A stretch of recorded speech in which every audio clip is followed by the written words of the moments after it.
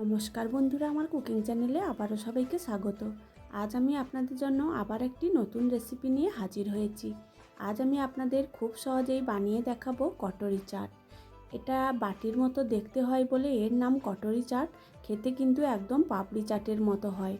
এটা বানানো খুবই সহজ, খেতে একদম মুচমুচে দোকানের মতো হয়। তারপর আমি চাট বানানোর জন্য প্রথমে আমি ময়দাটা মেখে নেব। এখানে 200 গ্রামের মতো ময়দা নিয়ে নিয়েছি। ওর মধ্যে অল্প একটু কালো জিরে, স্বাদ মতো লবণ আর 2 চামচের মতো সাদা তেল দিয়ে দেব। দিয়ে ময়দার সঙ্গে খুব ভালোভাবে হাত দিয়ে মিশিয়ে নেব। ময়দার মধ্যে ময়মটা খুব ভালো করে দিতে হবে, তাহলে লুচিগুলো ভাজার সময় একদম মুচমুচে হবে। ময়মটা আমি খুব ভালোভাবে মেখে নিয়েছি, মুঠো করলে ভেঙে যাবে না, এইভাবে ময়মটা দিয়ে দিতে হবে। তারপর অল্প অল্প জল দিয়ে ময়দাটা আমি খুব ভালো করে মেখে নেব। একদম নরম আর একদম শক্ত করে মাখবো না, মিডিয়াম একটা ডো তৈরি করে নেব। খুব ভালো করে 3 থেকে 4 মিনিট ময়দাটা মেখে নেওয়ার পর একটা ঢাকনা দিয়ে আধ ঘন্টা মতো রেস্টে রেখে দেব। ময়দাটা আমি খুব ভালো করে মেখে রেস্টে রেখে দিয়েছি। এদিকে আমি আলুগুলো সেদ্ধ করে নেব। একটা প্রেসার কুকারের মধ্যে কয়েকটা আলু আমি খুব ভালো করে ছিলে পরিষ্কার করে ধুয়ে নিয়েছি। আলুগুলো দিয়ে দেব। আর কিছুটা মটর আমি আগে থেকে ভিজিয়ে রেখেছিলাম। মটরগুলো দিয়ে অল্প একটু লবণ দিয়ে খুব ভালো করে সেদ্ধ করে নেব। আলুটা খুব ভালো করে সেদ্ধ করে নিয়েছি। এদিকে ময়দাটা রেস্টে রেখেছিলাম। ঢাকনাটা খুলে ময়দাটাও খুব ভালোভাবে 2 থেকে 3 মিনিট মেখে নেব। 2 থেকে 3 মিনিট খুব ভালো করে মাখার পর ময়দাটা একদম স্মুথ হয়ে যাবে। ওর থেকে আমি এক এক করে লেচি কেটে নেব। লেচিগুলো রুটি যেভাবে লেচি কাটি, ওর থেকে অল্প একটু ছোট ছোট করে লেচিগুলো কেটে নেব। সবগুলো লেচি কেটে নিয়েছি, একটা একটা করে বেলে নেব। একটা চাকতি বেলনির মধ্যে অল্প একটু তেল দিয়ে একটা একটা লেচি একদম পাতলা করে বেলে নেব। লুচির চেয়ে অল্প একটু বড় করে লেচিগুলো বেলে নিতে হবে। তারপর একটা কাঁটা চামচ দিয়ে গাটা খুব ভালো করে ফুটো ফুটো করে দিতে হবে, তাহলে ভাজার সময় লুচিগুলো একদম ফুলবে না। তারপর আমি একটা ছোট বাটি নিয়ে নিয়েছি, রুটিটার উপরে বসিয়ে দেব। এক সাইড করে রুটিটা তুলে বাটির গায়ে খুব ভালো করে আটকে দেব।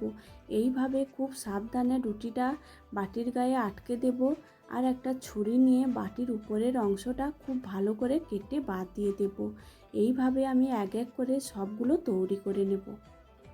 এইভাবে আমি সবগুলো কটরি এক এক করে তৈরি করে নেব। তারপর গ্যাসের মধ্যে একটা কড়াই বসিয়ে ওর মধ্যে বেশ খানিকটা সাদা তেল একদম হালকা গরম করে নেব। তেলটা বেশি গরম করলে চলবে না, একদম হালকা করে গরম করতে হবে। তারপর যতগুলো কটরি এর মধ্যে ধরবে ওই অনুযায়ী এর মধ্যে দিয়ে দিতে হবে। 2 মিনিট মতো ভেজে নেওয়ার পর একা একাই বাটির গা থেকে কটরিগুলো খুলে যাবে। তারপর একদম লো আঁচে উল্টে পাল্টে লাল লাল করে ভেজে নিতে হবে। গ্যাসের ফ্লেমটা এখানে একদম লোতে রাখতে হবে, নাহলে কটরিগুলো একদম মুচমুচে হবে না। একদম লোতে উল্টে পাল্টে 5 থেকে 6 মিনিট ভেজে নেওয়ার পর একদম লাল লাল হয়ে যাবে আর মুচমুচেও হয়ে যাবে। 5 থেকে 6 মিনিট একদম উল্টে পাল্টে লো আঁচে লাল লাল করে ভেজে নিয়েছি। এরপর নামিয়ে নেব। একইভাবে পরপর আমি সবগুলো কটরি আমি ভেজে নামিয়ে নেব। তারপর আমি কটরির মধ্যে দেওয়ার জন্য আলু আর মটরটা যে সেদ্ধ করে রেখেছিলাম ওটা মশলা দিয়ে মেখে নেব। আলুগুলো ছোট ছোট টুকরো করে কেটে নিয়েছি, ওর মধ্যে সেদ্ধ করা মটরটাও দিয়ে দিয়েছি। আর দিয়েছি কিছুটা জিরে আর শুকনো লঙ্কার গুঁড়ো, আর দিয়েছি অল্প একটু বিট লবণ, খাওয়ার লবণ আর বেশ খানিকটা পেঁয়াজের কুচি দিয়ে একটা চামচ দিয়ে খুব ভালো করে মেখে নেব। তারপর একটা প্লেটের মধ্যে দুটো কটরি নিয়ে নিয়েছি।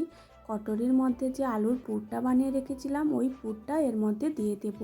পুরটা দেওয়া হয়ে গেলে উপর থেকে অল্প একটু কাঁচা পেঁয়াজ কুচি ছড়িয়ে দেব।